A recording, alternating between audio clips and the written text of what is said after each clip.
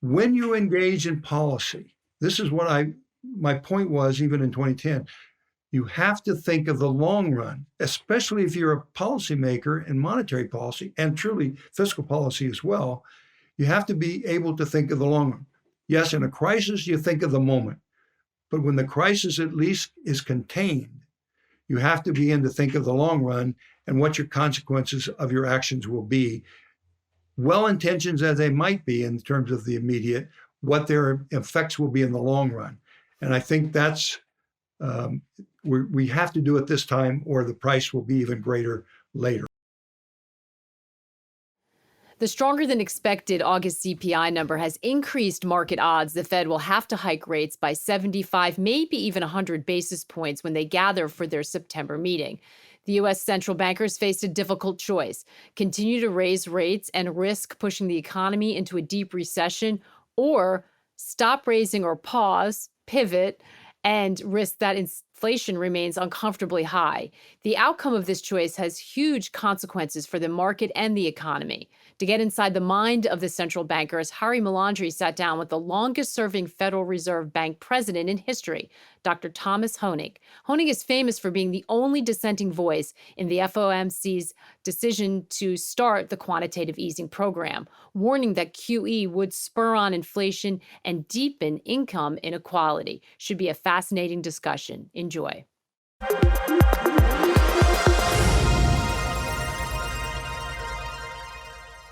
So today I'm privileged to be talking to Dr. Thomas Hoenig. Dr. Hoenig doesn't really need an introduction, but good form demands, I should say, that he's a distinguished senior fellow of the Mercatus Center at George Mason University. He's a former vice chair of the FDIC.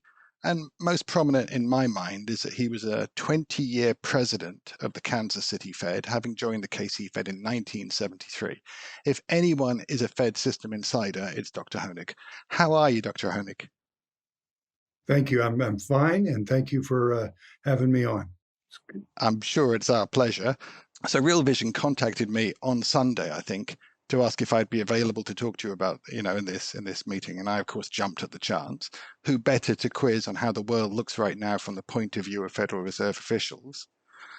There's supposed to be a Chinese curse. I think it's probably apocryphal, but it's "May you live in interesting times." Seems to me that the times are particularly interesting for Fed officials. I would say you're right about that. These are very, shall we say, dynamic times, and lots of questions about how things are working and how they might work in the future. Having done quantitative easing for over a decade in essence, and now we're hearing about reversing that and then having very low interest rates, and now hearing about having to raise those rates, having very low inflation on prices, although we've had a lot of inflation on assets, but on prices now, and having to reverse that. So interesting times, maybe an understatement. Yes. I'm so old. I actually remember when the Fed described the increase in the rate of inflation as transitory. Did they really believe it was going to be short-lived? Or was this an exercise in bureaucrat speak? Like transitory is not a very well-defined duration. Well, I think they probably did believe it. I think, number one, though, they had changed their operating approach to not target just a 2%, but to now target what I'll call an average over time, which gave them more flexibility. But I think their views on the inflation being transitory were because they were focusing on the supply disruptions that had come about by the pandemic and then the follow-up from that. And in doing that, though, they kind of took their eye off the ball in terms of the demand that had been created with the fiscal policy and their own monetary policy. And that perhaps disappointing to some, something they probably should not have missed, but they did. And that was the demand side of the issue, which in effect overwhelmed them later in 2021.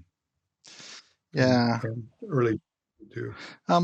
The last CPI number yesterday, markets took very badly, relatively badly. I mean, any single day in a market doesn't really matter in the great scheme of things.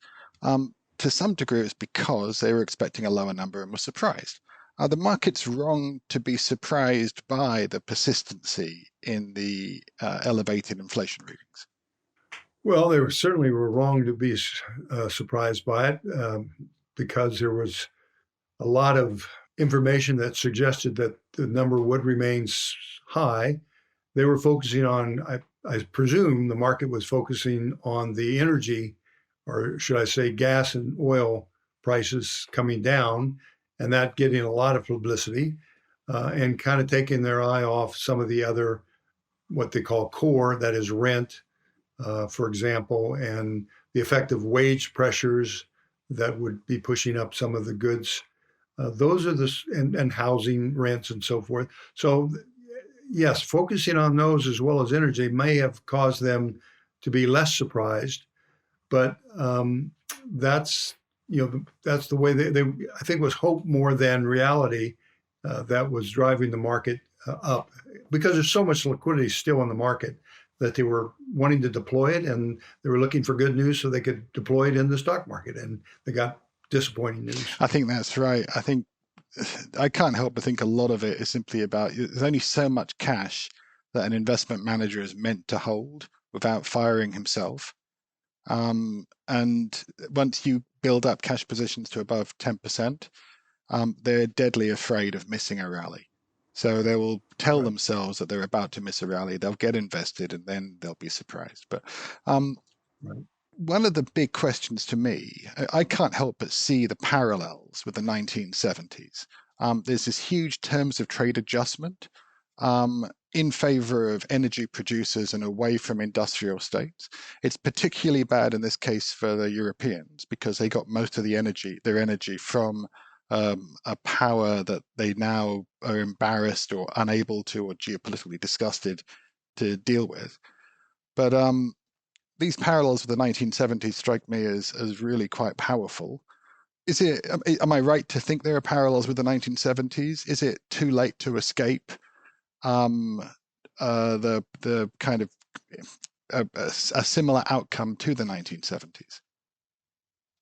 Well, first of all, there are parallels, and I think it gives the Federal Reserve and others an opportunity to learn from that period and avoid some of the mistakes. And I would say that, even in the 70s and in the earlier part of the 70s, inflation did shoot up. I mean, as high as 8 and better than 8%. And the Fed did tighten policy. And then as unemployment rose, and as the inflation came down, they used that as the opportunity to reverse their policy, which was premature. And therefore, the inflation took off again, and they had rising inflation. And they did that 2 or 3 times until finally inflation was at 14%. And then they took the hard knock. So what they could do is learn from that. And in this instance, they could and they should, when they've tightened policy and inflation really does start to come down and unemployment does start to go up, that they not immediately reverse themselves. I don't mean that they try and deliberately put us into a deep recession, but that they don't reverse themselves before inflation is really closer to their 2% target, closer to 3% or lower. And then not reverse policy quickly, but reverse policy gently so that you remove it in a way that doesn't reignite the inflation expectations among the consumers and businesses. And if they can do that, then one painful attempt at bringing down inflation would in fact work, and we would be successful. If, however, they reverse too soon, at the slightest sign of unemployment rising, then they could find themselves seeing inflation actually shoot above the most recent high number of 9%. So it's something that they can learn from, and that's what I'm hoping they do. So what you're describing sounds a bit to me like a strategy that the Fed used in the 90s called opportunistic disinflation or deflation. Am I right to think there are parallels with that? Well, no, I don't think so. Because here in the 90s, we were talking about it when you had a slowdown and inflation came down, you accepted that and you didn't try and reverse the lower inflation immediately. Where in the 70s, you had inflation rising and then you tightened, and then as soon as it came down, you eased too quickly. So I think we're closer to the 70s in terms of the experience, and the opportunity to learn from the 70s can be, I think, quite useful in getting a hold of this inflation, bringing it back down.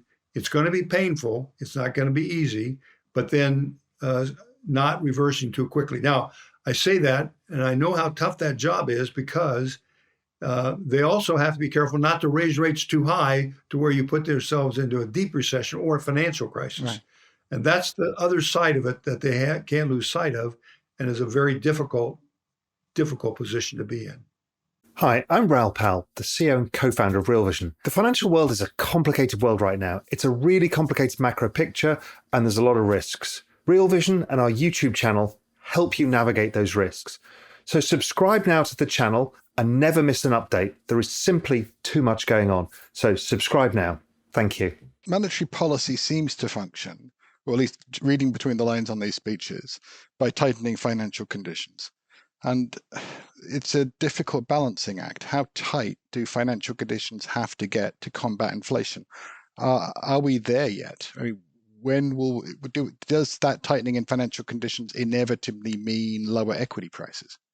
Well, the fact that your policy is to raise interest rates in order to slow the economy in terms of the excess demand, that is kind of standard.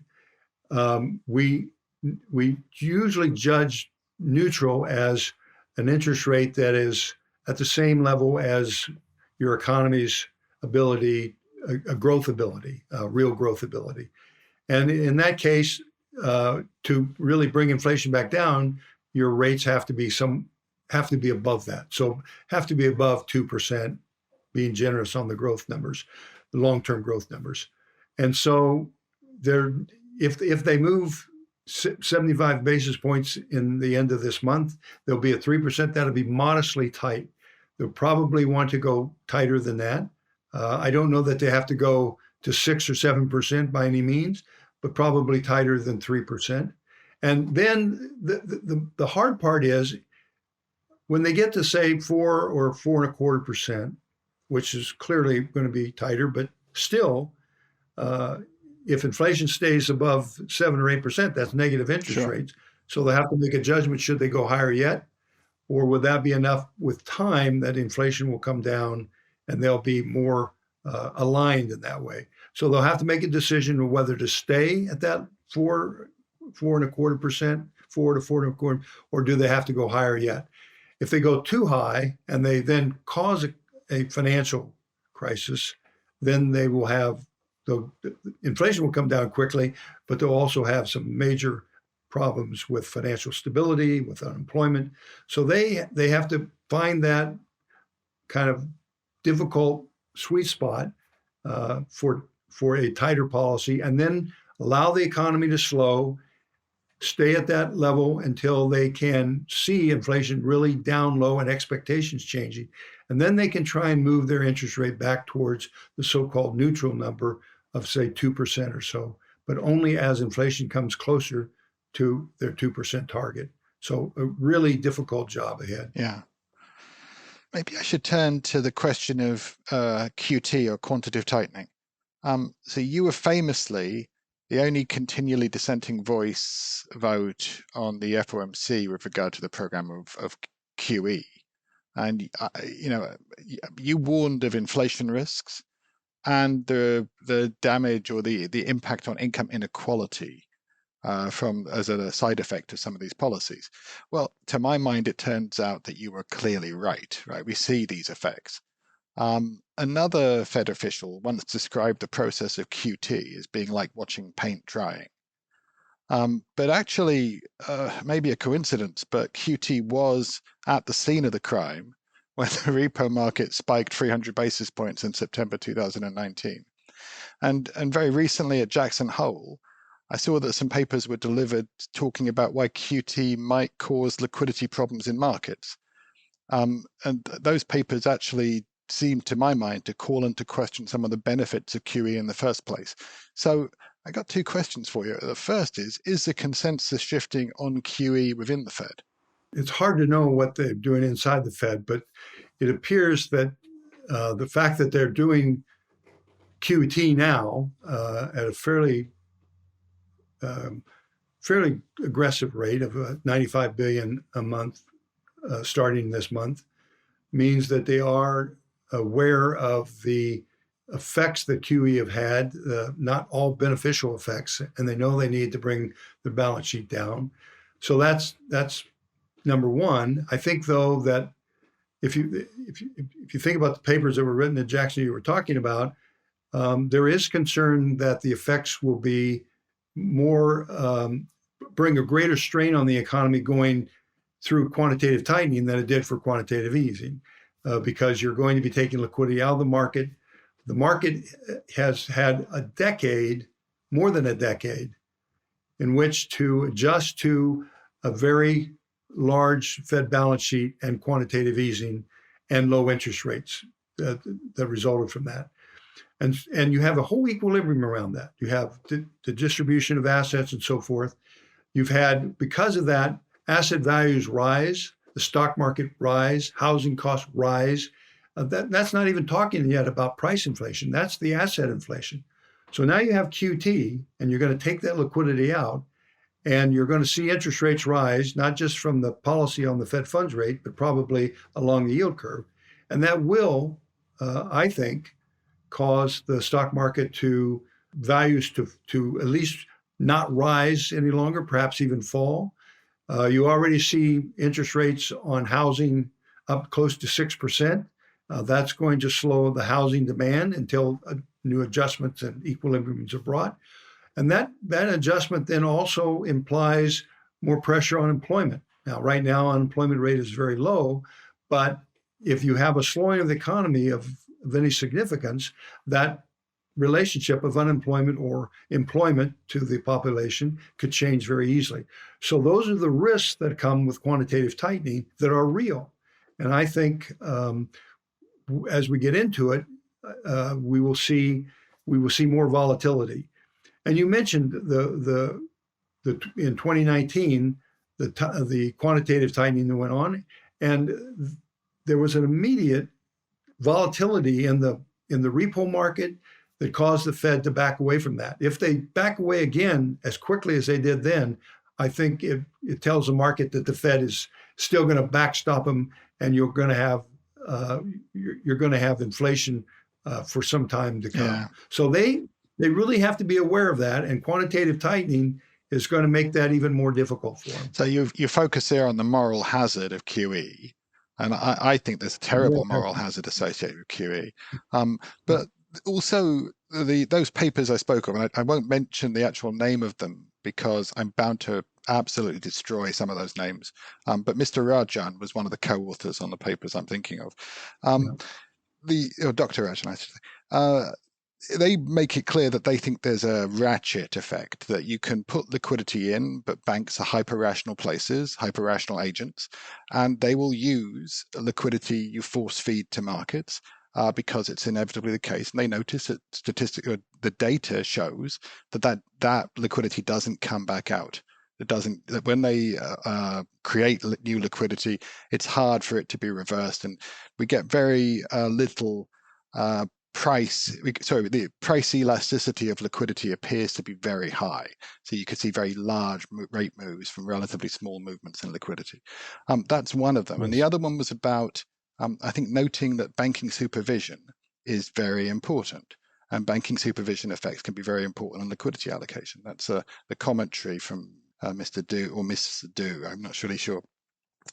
My other question was on the QT issue was whether there was any particular point of vulnerability that you could see in the system.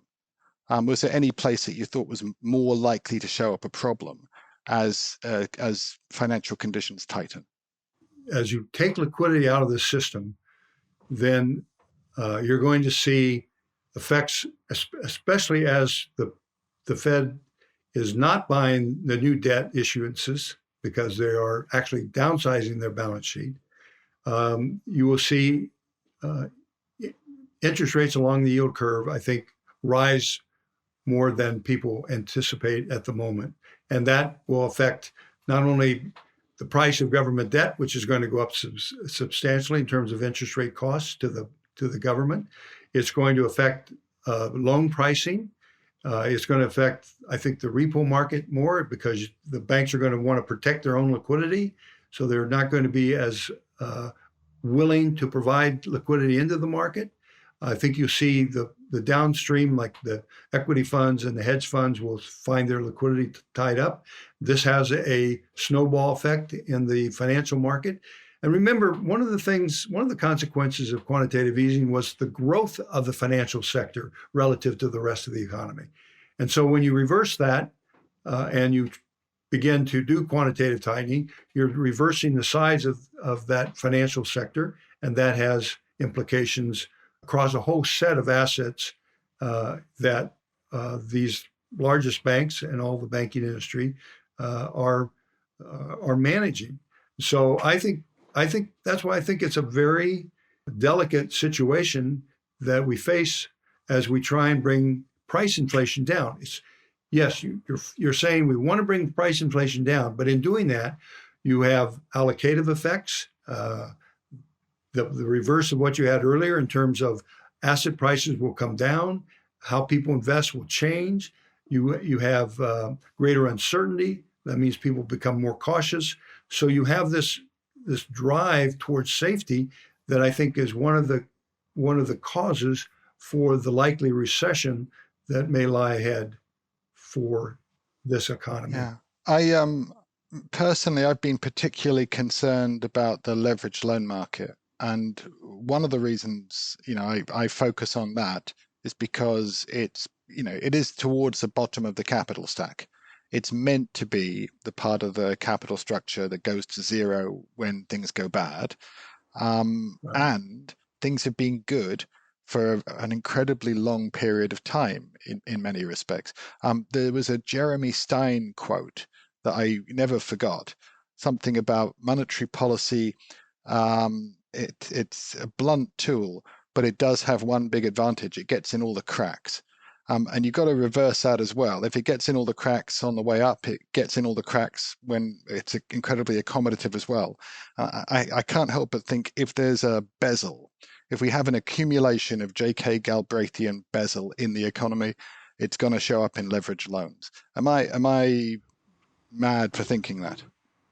No, I think you're right on point. I think what quantitative easing and zero interest rates do is it encourages leverage. It invites leverage and excessive leverage. I mean, when you think about it, corporate debt is larger than it's ever been. Certainly larger than it was in 2008 when we had the great financial crisis. And so now you're going to raise interest rates and pull liquidity out. The leverage sector will feel it most definitely. And I think you're going to see a lot of downward pressure in the value of that and some losses and perhaps some bankruptcies, especially among the more leveraged companies. And the banks who are part of that are going to have to absorb it. And, everyone says that collateral loan obligations are much better than collateralized debt obligations because they're loans. Well, it depends on what the loans involve in those packages. Right. And remember, there's not as much capital held against those collateralized loan obligations as there are loans directly made. So that leverage there will have to shrink down in terms of the effects. So we have some reason to be nervous there. Another aspect of what's happening in the world at the moment, the same energy problems which have been a big, maybe not cause, but catalyst to the acceleration in inflation, is that it's created a sort of fiscal moral hazard as well. I like to tell my wife that I can withstand anything other than temptation. And I think the fiscal authorities have the same problem. I was really struck by the new Prime Minister in the UK announcing a package which amounted to 130 billion to cushion UK residents from the negative effects of higher energy prices. Because it struck me as almost exactly a short call position for Her Majesty's Treasury, His Majesty's Treasury, against the energy markets. Now, I wouldn't want to be short 130 billion pounds worth of energy, of oil and gas calls. That strikes me as a suicidal position and one that could go badly wrong. But I can see why they do it. The political situation almost requires it. Germany has done the same thing.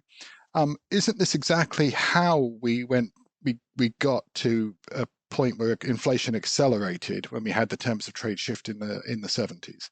Well, I think, frankly, if you think about it, in the U.S., when the pandemic struck, understandably, we did some pretty strong fiscal packages to deal with that. And think about it, between 2019 and 2020, the government expenditures increased by 50%. And taxes didn't increase. That meant that's one of the reasons the Fed's balance sheet increased so dramatically. So you had increased spending into the economy, creating demand, and you had the Federal Reserve monetizing that so that it could be done without having to raise taxes. And so you created this excess demand. So even though we had a supply disruption, which by itself would have been inflationary and may have been by itself transitory, you added onto that fiscal policy of putting increasing amounts of money in the hands of the consumer and the businesses to demand goods, and you then had the Federal Reserve print the money to provide to these individuals through the government's debt instruments. That is almost a clear prescription for inflation, and I think you saw it in asset values accelerating even more. Housing, the stock market hitting new records seemed like every week, and housing becoming more unaffordable to more people. But you did it with very good intentions. But the fact of the matter is, when you increase your spending and you borrow the money to do it, and the Federal Reserve prints the money to allow you to borrow the money to do it, you're going to get inflation, asset, and now clearly price inflation. And it's the price inflation. We've had the asset inflation for over a decade. Now we have the price inflation, and that's why we're getting more attention to inflation than we did earlier on, when we should have been paying attention to it then. Yeah. Inflation's not all bad. One of the issues we have in a lot of the Western world at the moment is a problem of excess debt. Inflation does get rid of excess debt. It does so in a pretty capricious way. So I have a lot of debt right now. I fixed all of it at 3% or slightly above 3%. It struck me that we were in an inflationary environment where I was being rewarded for taking on fixed rate debt to own assets. And I can't help but do what my betters strongly incentivize me to do. This situation. But remember though, you're right. You were acting to incentives that policy put out there for you, which was very low interest rates, quantitative easing.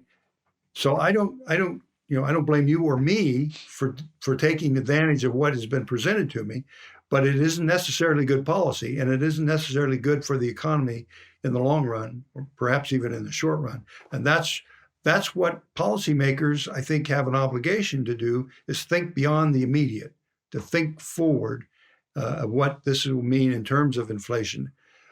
You and perhaps I are benefiting from the asset inflation because we have a low fixed rate, but that's not necessarily doing the economy in the long run a lot of good. No, and it's a massive transfer. I think it's a terrible thing when you incentivize people to make money from doing financial transactions rather than work. I think if we don't incentivize work, what kind of economy do you have? Um, the Exactly. thing that really concerns me about the whole thing is when I think about the 1970s and the inflation, I think that really it started in the late 60s. And the process just accelerated and accelerated. And you had increasing politicization of policy. And that process continued through 73 when the big terms of trade shock happened.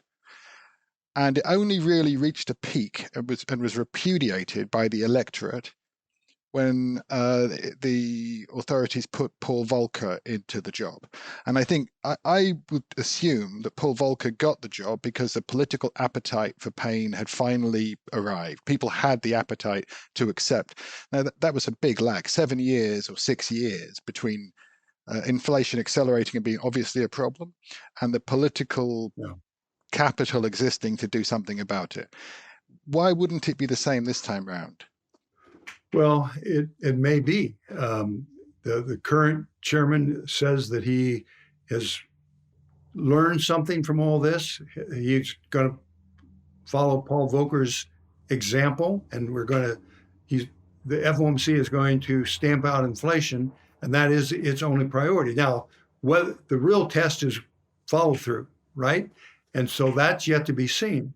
But just to back up a minute, I think you're right. It started the issues in the 70s started in the late 60s in the U.S. when they had they were fighting a war and they had the Great Society and they were printing. But also remember, in 1971, that's when they went completely off the any kind of gold standard, any kind of external discipline to the policy, and it left it in the hands of a committee.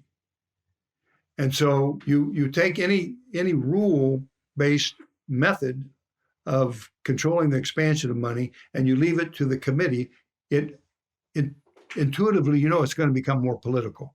And that's what you've seen over the decades. So here, in the last several years, starting with Greenspan, the Fed became more inclined to have the Greenspan put, have follow-ups to that, low interest rates, even though the economy was growing. Same thing with the chairman that followed him, and on until today. And this chairman, is very hawkish at first. When we have a major issue, returns to quantitative easing. Mm-hmm. Now is back into we've got to bring inflation down, but the test for him is yet to come, because and I expect we will have a significant slowdown in the economy if they keep interest rates high, and unemployment will rise, and then we'll find out if he's channeled Paul Volcker to hold out until the inflation is brought closer to the 2%. So it's an open question right now. The federal, all central banks globally, I mean, Europe, United States, whatever, there's a political element to it now because it is all driven by fiat currency and committee decisions. There's no external rule. And that means the test is going to be a serious test for whoever's in the policy chair. So one of the things that concerns me most about what you're describing is the Fed only really has control over the monetary policy. It doesn't have control over fiscal policy. And I look at the political developments in the United States, and not just the United States, by the way.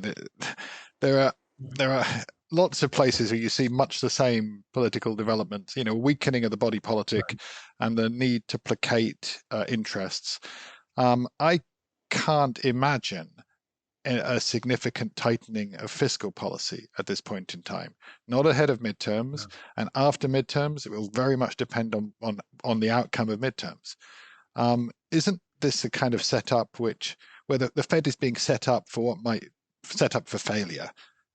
Well, I agree with you. It's one of the things I think has happened is with this last decade where you've seen asset values and wealth kind of arbitrarily benefit some, and others whose real wages didn't rise benefit far less, and who didn't hold the asset.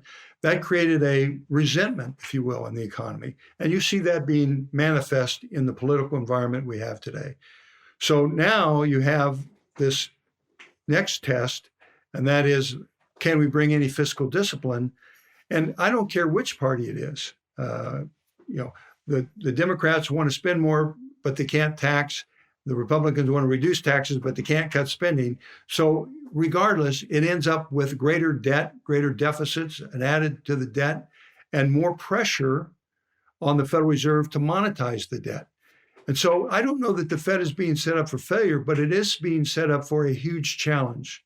Because if the Federal Reserve acts independently, it refuses to compromise on buying all the new debt, that means interest rates have to go up even more, because someone has to pay for it. And to get them to do it, get the private sector to do it, you have to pay more interest because they're competing for those available funds.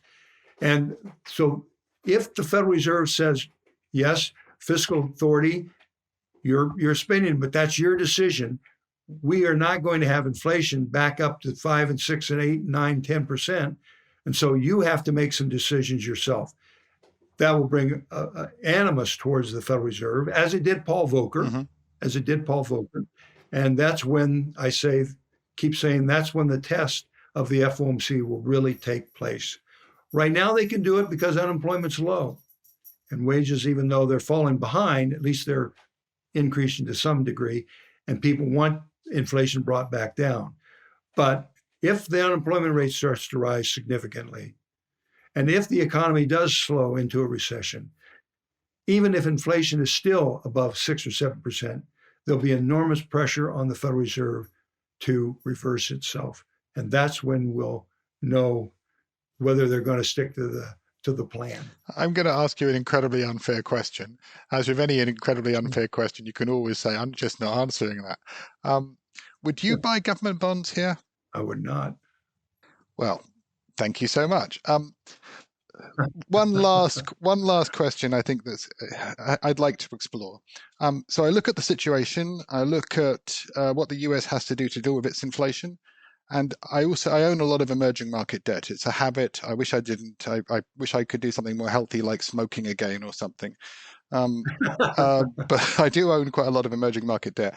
I'm worried about the impact that if the Fed continues tightening policy, something externally is going to break. I see enormous stresses all through Latin America. I mean, I've never seen anything as effective in making Latin America become a socialist continent than the current situation, economic situation across the continent. Am I right to think something is big, it might break externally as a monetary policy tightens in the US? Well, I think certainly as monetary policy tightens, and should the dollar continue to strengthen relative to the rest of the world, there's enormous pressure put on the rest of the world. And here's your dilemma. I see that it would be very disruptive.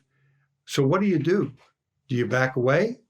Which means you're kicking the can down the road, and you'll have the same problem later, only worse? Or do you see it through, and hopefully the turmoil won't be so great as to destroy